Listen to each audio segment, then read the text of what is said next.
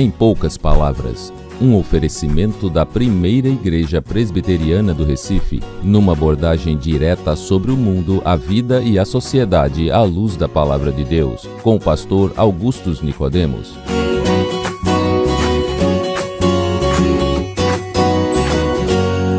Olá, queridos, é bom estar novamente com você para mais uma edição do programa Em Poucas Palavras. Você também pode nos visitar pessoalmente na Primeira Igreja Presbiteriana do Recife, na Rua das Crioulas, 120 Graças. Sou Denis Cavalcante e ao meu lado está o pastor Augusto Nicodemos, com mais uma pergunta, algumas vezes não tão simples.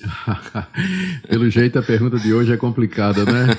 Olá, Denis, muito bom estar com vocês, queridos ouvintes, a minha saudação. O que é que temos para hoje aí, Denis? Hoje temos a pergunta do presbítero Rogério Silva, de São Paulo. Ele diz o seguinte: como receber um transexual que transformou todo o seu corpo para a mulher, inclusive o nome, que veio a Cristo e deseja segui-lo? Será possível recebê-lo como membro? Ao recebê-lo como membro, não estaríamos endossando o seu erro? Seria cabível sugerir a ele a reversão da cirurgia? E se não houver recursos financeiros para tal procedimento? E a questão da salvação, pastor? Como fica? A salvação dessa pessoa, né? Isso. Denis, essa é complexa porque ela envolve toda uma situação absolutamente nova. Não somente para a sociedade, né, mas também para os cristãos.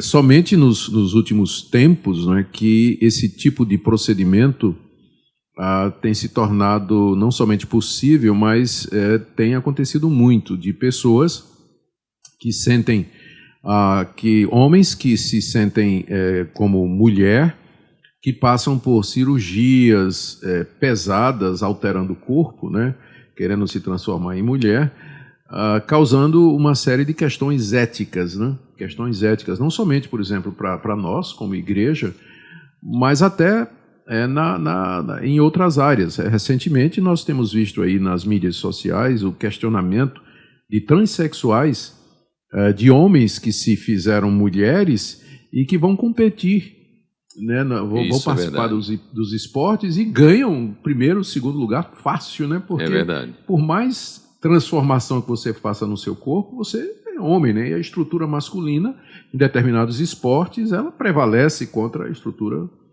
feminina. E cria também problemas do tipo assim: a pessoa é um homem que foi transformada em mulher, como é que fica a questão do banheiro, né?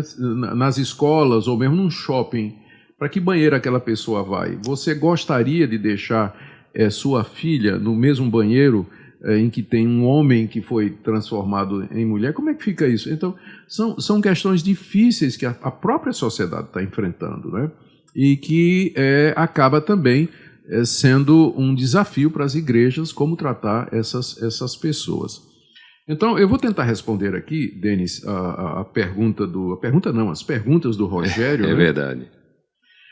E eu vou aqui por partes, né? Eu tenho aqui a pergunta escrita, você me passou, então vou tentar responder uma por uma. A primeira pergunta dele é: como receber um transexual que transformou todo o seu corpo para a mulher, inclusive o nome, que veio a Cristo e deseja segui-lo? Então, primeira coisa, é perfeitamente possível uma pessoa, um homem que se transformou em mulher através de cirurgias, hormônios e tudo mais, que essa pessoa venha a crer em Jesus Cristo. Ela pode ser salva sim, ela se arrepende dos seus pecados e ela é perdoada por Deus. Não há limite na Bíblia para o perdão de Deus.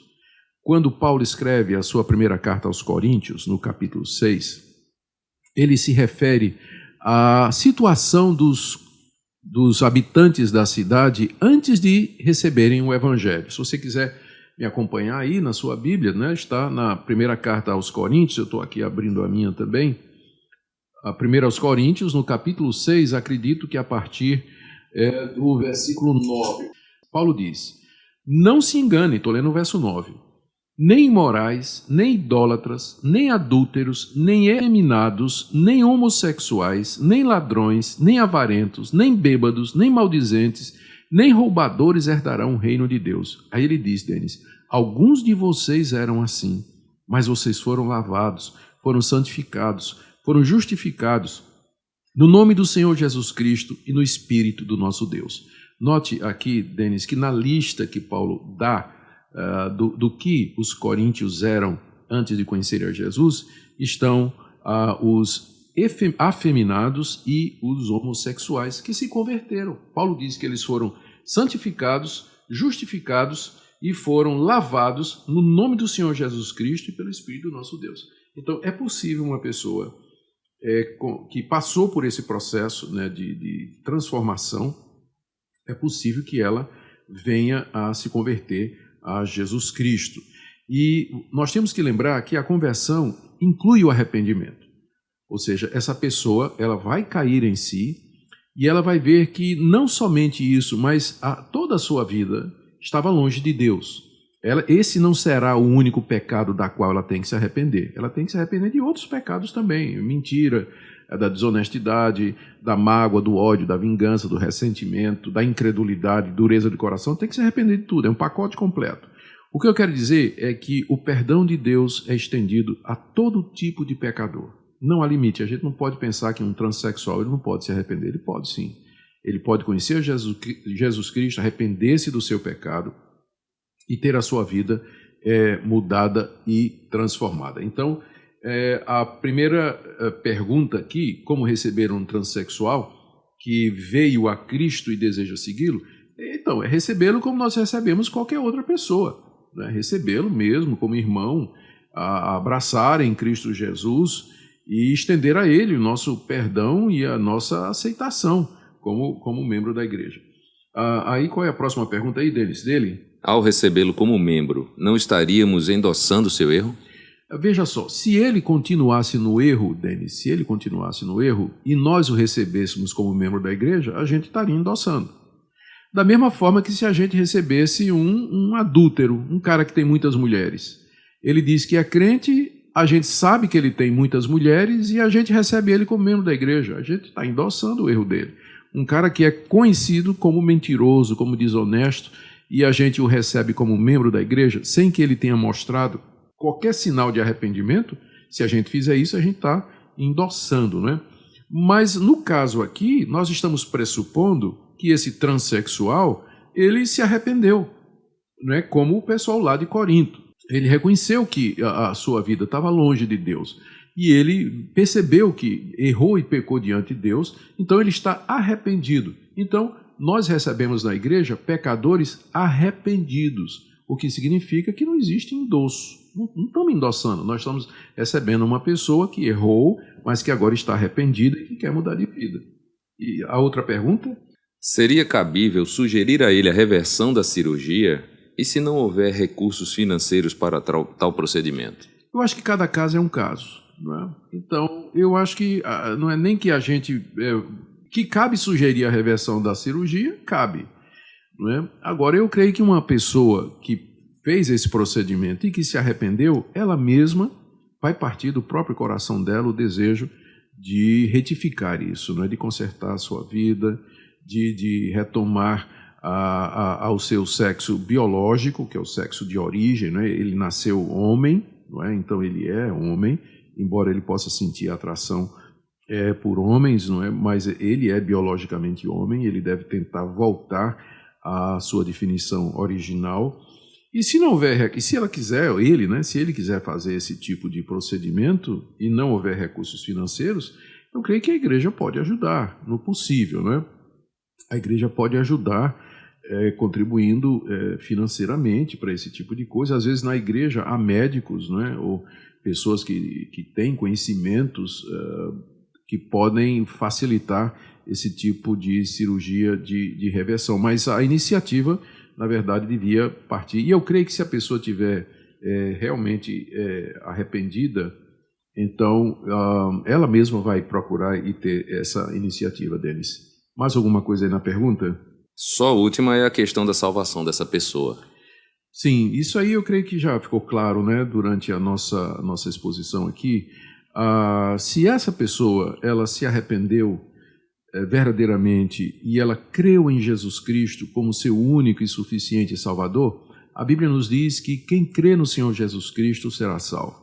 O próprio Jesus Cristo disse que aquele que vem a ele, de maneira nenhuma ele lançará fora.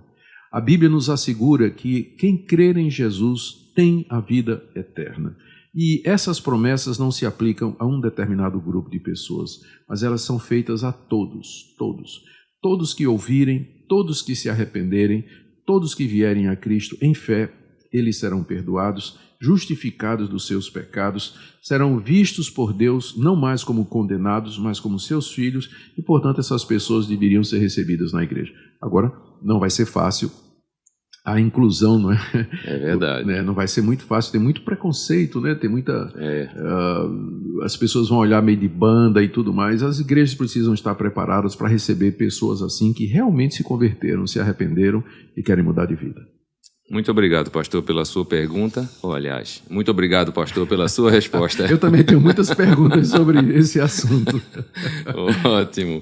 O senhor tem alguma palavra final, pastor?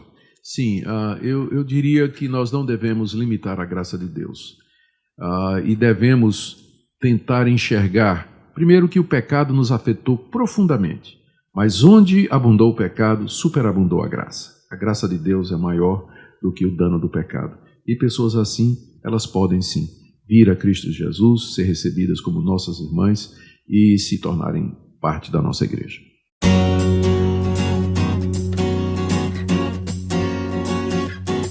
Você acabou de assistir Em Poucas Palavras, um programa da Primeira Igreja Presbiteriana do Recife. Visite-nos à Rua das Crioulas, número 120 Graças, Recife, Pernambuco. Site www.primeiraigreja.org.br. E-mail empoucaspalavras@primeiraigreja.org.br.